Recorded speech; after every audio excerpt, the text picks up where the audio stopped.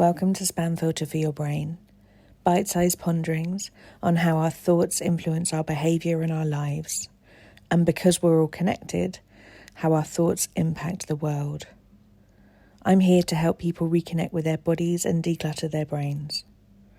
And I don't believe that we should just magically know how our emotions and our thoughts impact our lives if no one ever teaches us. So let's learn this stuff together. So many people that I speak to have a sense of themselves and a sense of their self-worth tied up in how much they do, how much they achieve at work, how much they have managed to climb in their careers, or even within the house, how much you manage to stay tidy or do or cook the perfect recipe or show up for your friends in a particular way. This idea of productivity can seep into so many areas of our life.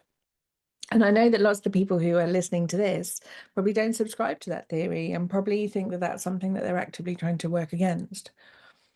And what I don't hear a lot of people talking about is when you are actively trying to work against something that you've spent your whole life surrounded by and your whole life being told that this is how you assert who you are as a person and your sense of goodness as a human, that if you are going to try and undo some of that socialization and that you are going to want to change how you view yourself, there can be a sense of grief that comes with it. Because if you're not identifying yourself according to how many things that you have done or achieved, or these societal markers as to how good you are as a human, then who are you? What are you left with at the end of the day?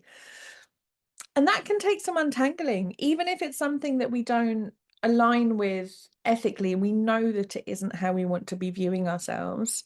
Trying to work out how else we can view ourselves is something that we're not really taught. It's something I teach. But it's something that we're not taught generally. And so it can feel very destabilising, and it can feel to your brain like it's a dangerous place to go to.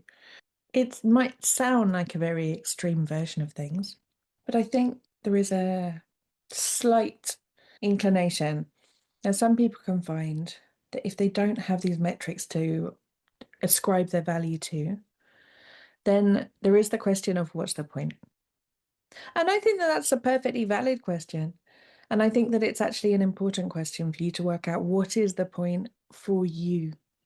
What are the things that you value? What are the things that you treasure? Who do you want to be out there in the world? What do you think the world needs more of? What do you think the world needs less of that you work against?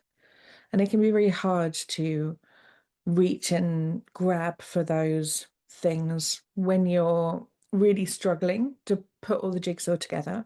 And that's why I recommend trying to work on some of this stuff when you're not feeling like you've got to strive and explain who you are to yourself and to others.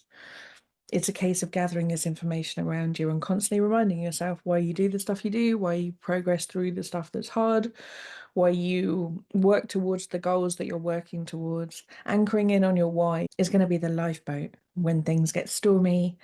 And if you are working against something that you've believed your whole life, a loss of identity is going to feel pretty stormy, especially when we're not surrounded by models and examples as to how that's ever been done.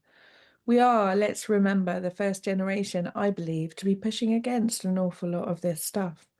There is these underlying beliefs that we've had about being viewed according to our output, according to our aesthetics, according to how valuable we are to others. All of this stuff are things that have wonderfully kept our species alive up until now. But some of the socialization, arguably a lot of the socialization, has been latched onto by people who make quite a lot of money out of making us feel like we're not doing the right thing, we're not doing good enough, and however much we do just isn't enough. So if you want to anchor yourself in your enoughness, that's going to feel a little uncertain at times, and that is going to feel very disorientating. And that's why I think it is essential to have a good toolkit around you to try and manage some of the emotions, manage some of the confusion and grief that might come up around that, and to be able to navigate what it might take for you to release that idea that you have to have a sense of earning the right to exist. Because you don't need to earn the right to exist. You're here You're probably doing your best. Your best is going to look different on different days.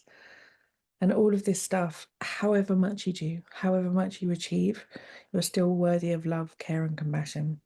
And if you believe that too, then you're someone who puts love, care, and compassion out in the world. And damn it, we need more of that right now. This is just your reminder this week. Because sometimes unlearning this stuff can feel so confusing. And that's normal. It's our brain trying to assimilate who we are now with all the things that we've been taught in the past. These kind of messages are things that we learn to work through, and we work through a lot quicker with toolkits that I teach inside Self-Care School.